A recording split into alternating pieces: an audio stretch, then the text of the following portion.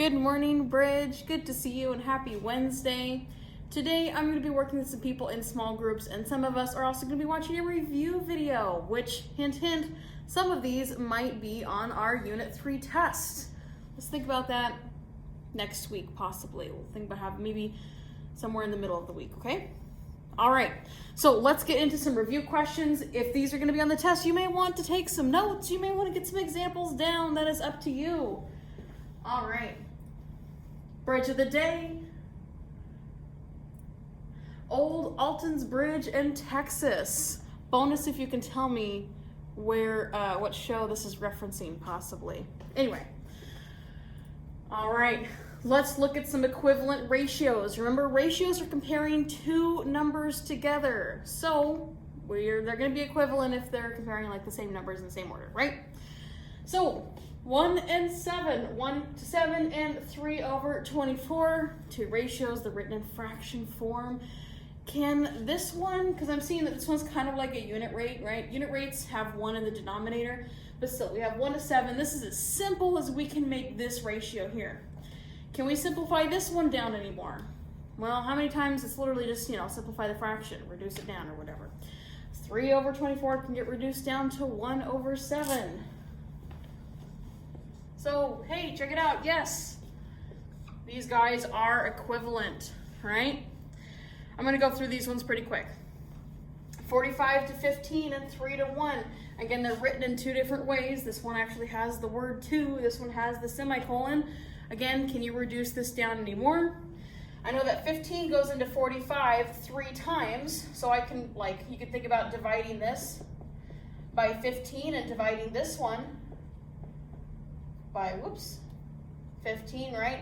And that gets you 3 to 1, which is again equivalent. Check mark on that guy. Let's look at that one over there. 3 over 2 and 2 to 3. They have the same numbers, but remember, we could write this as 2 over 3. Kind of keyword there, I guess not a keyword, but just remember that this number, if you had to write it in fraction form, would be in the numerator, right? So 3 over 2, which is 1.5 technically, right? And 2/3, which is 0.66666, not equivalent ratios. They have the same numbers. They're dealing a 2 and a 3 out there, right? But the way that they're written is not the same. So not equivalent there. 5 to 5, 2 to 2. Okay, that's interesting. They're both the same number. You could simplify both of these down if you had to write them. You could write this as a fraction. Maybe that's easier for us to see if they're equivalent ratios. 5 over 5 and 2 over 2. They both simplify down to 1 over 1, right? Basically, this is just a 1-to-1 ratio written in a different form. So these guys definitely equivalent. Boom, check this one out. Neither of them are written 1 to 7 or whatever. They don't have a 1. They're not in simplest form. So just simplify it. How many times does 3 go into 30? Let's start there. I know it goes in 10 times, so I could write this as 1 to 10. 2 to 20. I know 2 goes in 10 times, so I could write this as 1 to 10. Once more, check mark on that guy. We see that those are equivalent. All right, just a quick recap. Hopefully your brain is still awake from winter break. Go back a few seconds and pause if you need to get any of those down. Okay. Now, let's look at solving some proportions. Remember, proportions are where we take two ratios, two equivalent ratios, we set them equal to each other, right? So here, would you be able to solve for a value that's in a proportion? So we can find some equivalent ratios here. There's a couple different ways that we talked about this. I'm going to show you a couple different ways. This first one, let's just cross multiply here. So I have 2 over x equals 6 over 14. We could say, all right, let's do cross multiply. I'm going to do 2 times 14, which is 28, equals 6 times x, right? 6x. Then that's just an equation that you can solve for x. You're missing value there. Divide by 6 on both sides. I must have made a typo. I know this one came out as a decimal, but that's fine. 28 divided by 6 is 4.666.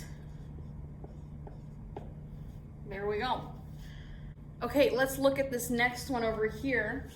One thing that I'm seeing right now, it got cut off a little bit. It's a 2 over 19 equals 98 over x. One thing I'm seeing right now is that these top numbers are both even. I know that I could divide 98 by 2, right? That means that I could take 2 and multiply it by some number to get 98. And then let's just do that with 19 multiplied by that same number, right, to scale this ratio up, and then we can find x. So what number do I need to multiply 2 by to get 98? And that's just a simple division problem. 2 times 49 is 98. Let's do the same thing to 19. 19 times 49 is 931. There we go. You may want to pause and try these next few on your own. I like the cross multiplying method a lot. I think that's probably the easiest, so I'm going to continue with the rest of them here. I'm going to say 2 times x equals 6 times 6, which I know is 36. Divide by 2 on both sides. You're going to get that x equals 18. And I mean, you could definitely even check, is 2 over 6 equal to 6 over 18? You know, plug that value back in, see if it makes sense. Well, 2 over 6 I know is 1/3. 6 over 18, 6 goes into 18 3 times, right? So this could simplify down to 1/3 as well. Definitely, these are now equivalent ratios. Give it that check mark. Okay, on that last one again, I'm just going to cross multiply real quick. Feel free to get any of these examples down. 4x equals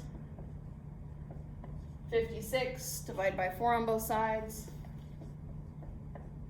Whoa. There we go. Almost lost control of the marker. But there we go. X equals 14. All right. Okay, let's look at this next one. Bucky has knitted 5 scarves for every 2 pot holders. What is the ratio of scarves to total items sewed? So let's start with that ratio that we're given, just the 5 scarves for every 2 pot holders. And I'm just going to kind of write this almost as a table, right? I'm going to say 5 scarves, all right, 2 pot holders. Total amount of items that were sewed, well, 5 plus 2 is just 7. 7, I would say 7 total, right? Okay, we've got a whole bunch of numbers. We can now find the numbers that we want to compare. We want to figure out the ratio of scarves to total items. So scarves to total is just 5 to 7, right? And you can write that any number of ways. You can write it as 5 to 7. Write 5, 7. You can write 5 over 7. Okay, let's use that ratio now. Let's look at this second one. If he has a total of 49 items knitted, how many scarves are there? In the previous one, we had already found a ratio for scarves to total items. So let's just kind of use this again. I'm going to say, I know in most basic form, this is scarves, and this is 7 total. Well, if we know that there's a new ratio, let's say now we have 49 total, how many scarves are there? All right, again, it's kind of like an equivalent ratio that we just solved in the last slide. You could set up and do some cross multiplying here. I'm gonna see real quick, it's easy for me to see that, well, 7 times something is 49. I know that 7 goes into 49 7 times. So I'm thinking about scaling this up by a factor of 7, right? Let's just do it on the other side of our ratio.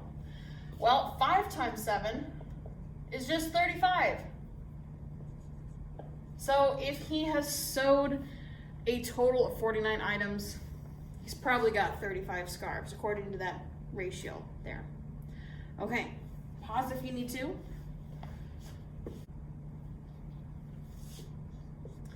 All right, let's look at this next one. A map uses a scale of 4.5 inches to 72 miles. Kind of a weird ratio there. Determine how many miles are represented by 1 inch. We're finding a unit rate. I know that unit rates have a denominator of 1, so I know that inches, because we're trying to find how many are in 1 inch, inches is going to go in the denominator, right? So I could write this as 72 miles over 4.5 inches. I want to make a equivalent ratio where I only have 1 inch in the denominator. So how do I get from 4.5 to 1? Well, think about multiplying or dividing, right? You're just dividing by 4.5. 4.5 divided by 4.5 is just 1 whole. So let's take the top, 72 divided by 4.5. And we even see it here, right? I mean, 72 divided by 4.5, so it can't really get much easier. 72 divided by 4.5 is 16 miles, and now we have a unit rate, and we can help us find some distances on a map. All right, let's look at this next one. If the distance between 2 cities on the map is 8 inches, how far apart are the cities in miles? So I'm gonna write our unit rate, because I know that's going to help us, 16 miles to 1 inch. I'm gonna set up an equivalent proportion, and you could do this a number of ways. Just make sure you show your work and explain your thinking. I do like these proportions though. So I'm gonna set up 16 miles over 1 inch is gonna be equal to a certain amount of miles. That's what we're trying to solve for. So I'm gonna use x as a variable, x miles. I know that they're 8 inches away on the map, so I'll put that in there with inches. Right, we're keeping this consistent. Miles over inches, right? And now we can just solve here. So 16 times 8, that's gonna give you 128 miles. I'm gonna say 128 equals 1 times x. Well, I mean, you could divide by 1 on both sides, but it's literally just x, right? So x is 128 miles, not inches. Add your units there so you know what you're talking about. Okay. What about if we wanted to find how far away they are on the map given miles? Well, let's just kind of do the same thing. I'm going to say 16 miles. I'm just using that same unit rate to help us. 1 inch. Your 2 cities are 197 miles away, so now we know 170 miles, but we're trying to find however many inches we have, x inches. Hey, another proportion. You can just cross multiply and solve, right? 16 times x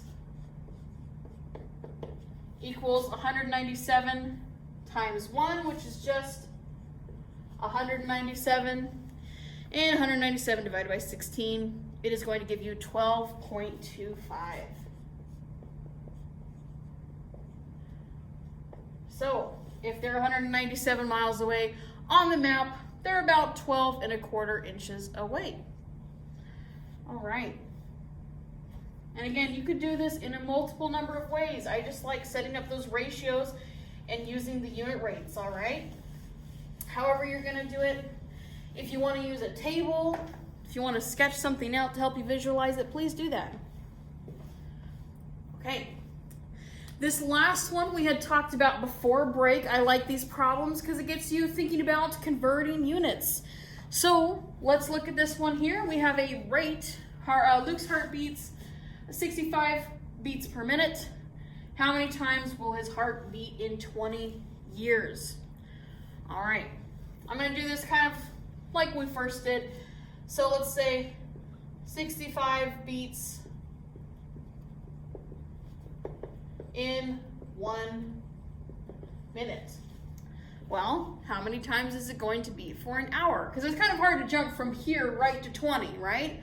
So let's start converting some units. Well, I know that in an hour there's 60 minutes, so let's take 65, multiply it by 60. That is 3,900. All right, 3,900 beats in 1 hour. Hopefully this is starting to come back to you. So how many beats will he have in a day, right? We can start stepping this up. In a day, there's 24 hours. So let's take that number, multiply it by 24. 93600. 93,600 times. All right, there's 365 days in a year, right? Kind of doesn't really make sense to go from days to weeks because, I mean, we may start off on different, you know what I mean? Or days to months. Our months all have different, let's just jump right into years, right? So 365 days per year, universally accepted. We'll just ignore leap years for now.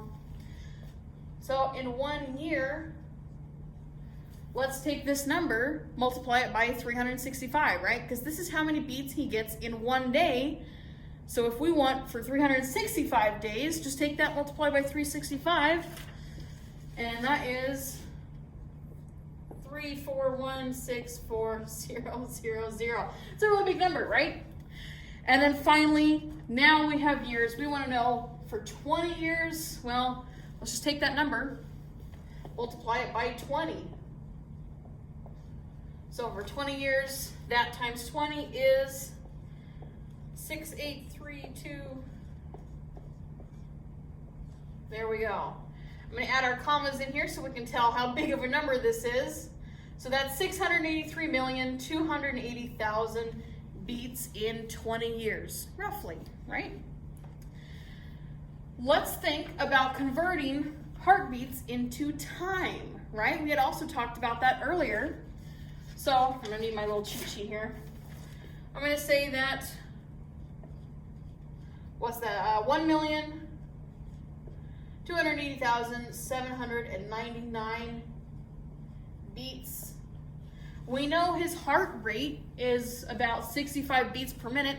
Let's use that to figure out, I mean, because this could be thought of as time, right? Time passing as your heart beating. So let's convert this into how many minutes it is, right? So if you take this and divide it by your rate, well, that is going to be, so I'm going to take this and I'm going to say divide by 65 beats per minute. That's going to give you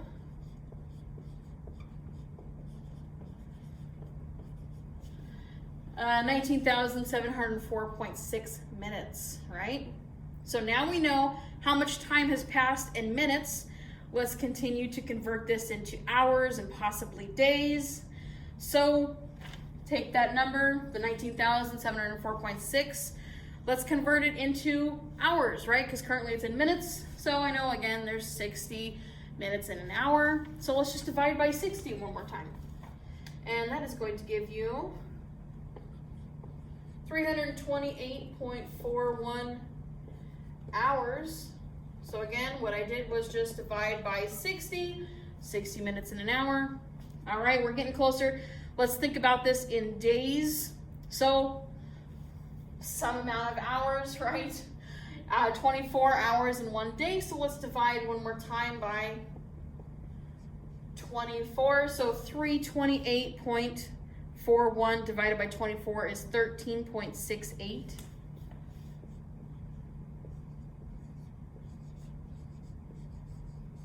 All right, 13.68 days. Let's kind of break this up now. Let's talk about days, and it's some amount of hours, right? Because it's not a full day, the 0.68. It's not a full day, but it is some amount of hours. So 0.68 is how many hours? 0.68 days? Well, let's just multiply that by 24. Now let me write it this way. 0.68 days. And I know that in 1 day, there's 24 hours. So again, what I said was multiply by 24 because our units of days cancel each other out. And you'll get that 0.68 multiplied by 24 is about 16 hours. So we know that if your heart beats that many times, if Luke's heart beats that many times, 13 days and 16 hours have passed. All right. Fantastic, we made it. All right, let me know if you have any questions. This was just a good review video, so hopefully you got some examples and you're feeling a little bit more ready and excited for the test. Probably next week, we'll talk more about it too. All right, I will see you tomorrow.